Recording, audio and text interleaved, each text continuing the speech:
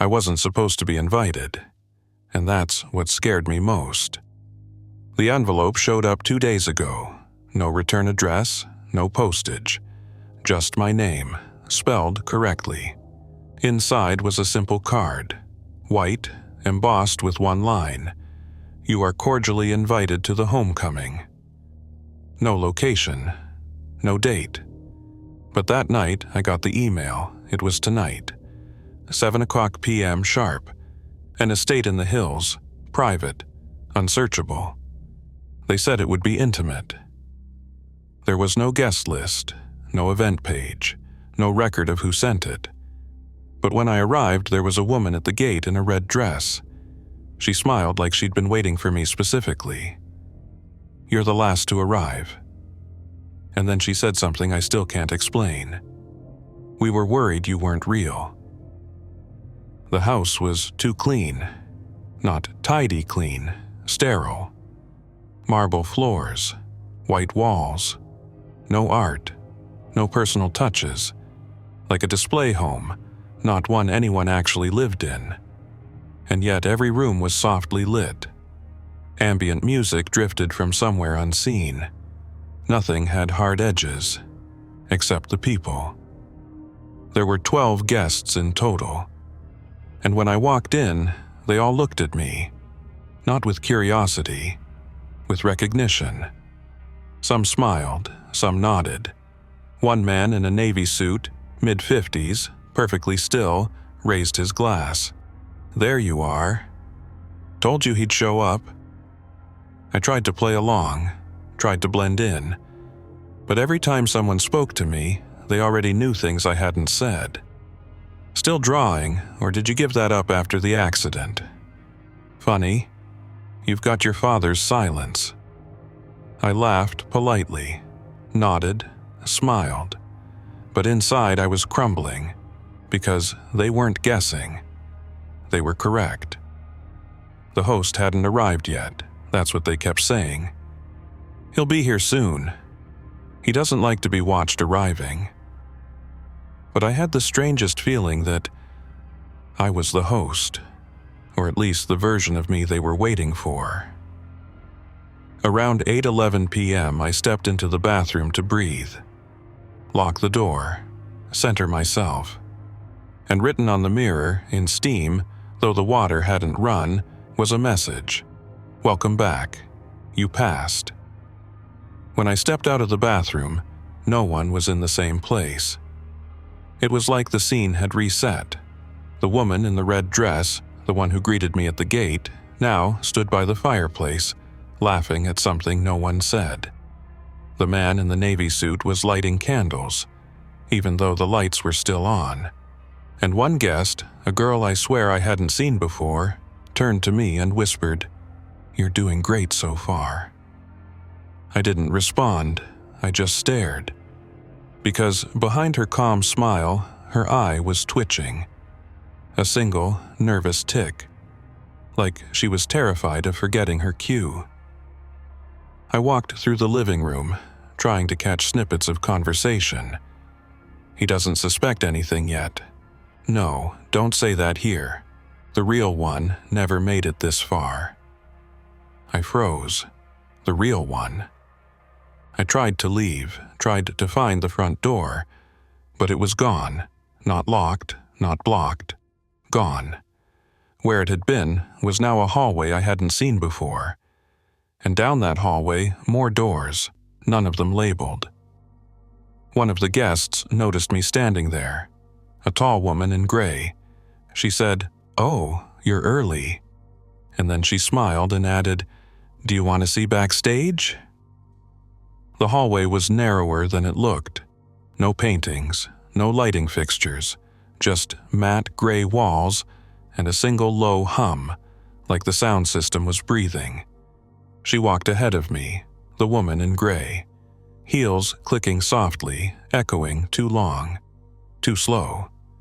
She stopped at an unmarked door and turned to me. "This is where we practice." Then she pushed it open. The room inside was a replica of the living room, identical furniture, same fireplace, same rug.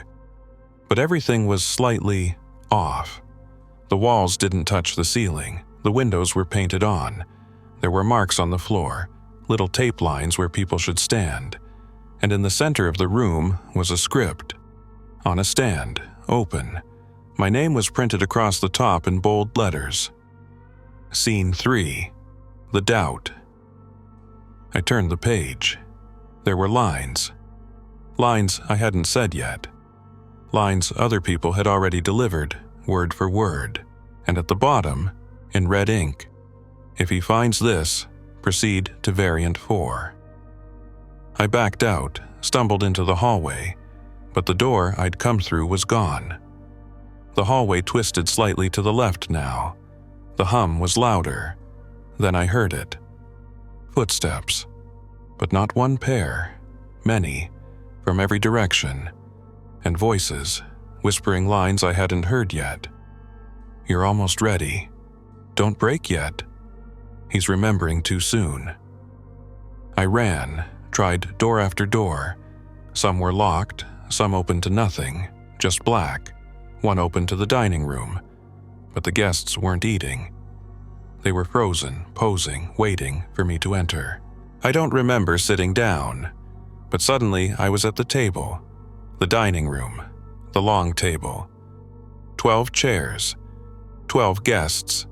All of them smiling. All of them looking at me.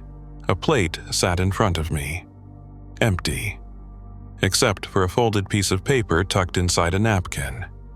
I unfolded it slowly. It read, "Welcome back. You made it through rehearsal. Tonight, we begin for real." And underneath that, my signature. I stood, but none of them moved, like they were waiting, or frozen, or stuck.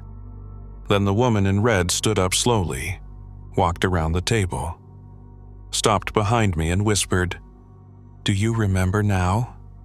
You wrote the first version, we've just been refining it." She pulled something from her pocket, a small silver key, and laid it gently on my plate. "You're ready to unlock the final act." I asked her, "What is this place?" She smiled, the same tired smile I'd seen on her when I arrived. "This is where stories end and start again. You came here because you had to finish writing it. And you couldn't do that from outside." I looked around the room again. The guests, their perfect smiles, their stillness. Then I noticed something chilling. Every face at that table was a version of me. Me with a beard. Me younger. Me heavier. Me bleeding. Me smiling too wide. Each one holding a different expression. Each one wearing my clothes from different points in my life. The key was heavier than it looked. Silver. No teeth. Just a flat piece of metal with a single word etched into it. Again. I didn't ask where it went. Somehow, I already knew. Back through the hallway, past the rooms where the actors stood waiting, past the doors that didn't open before, now swinging gently in welcome. Until I reached the study. The room was silent. No fireplace, no lights, just a desk, an old fountain pen, and a black leather-bound book. My name was etched in gold across the cover. Not to, not from, just by. When I opened it, the pages were blank. But the second I sat down, the voices started again, not from the walls, from the pages. Scene 1, arrival. Scene 2, doubt. Scene 3, collapse. Scene 4, recognition. Scene 5. I flipped ahead. Pages were already written. In my handwriting. Perfectly. Even the moments I tried to forget. Even the thoughts I'd never said aloud. Then the lights came on. Not around me, but behind me. I turned and saw the guests. All of them. All the versions of me. Standing in the doorway. Waiting. No smiles now, just watching, like they were waiting for something. And I realized they were waiting for the final line. So I picked up the pen, and on the last page I wrote, "The guest stayed." When I looked up again, I was alone. The door was gone, the house was gone, but the desk remained, and so did the pen. Now, every night at 7:00 p.m., the house returns.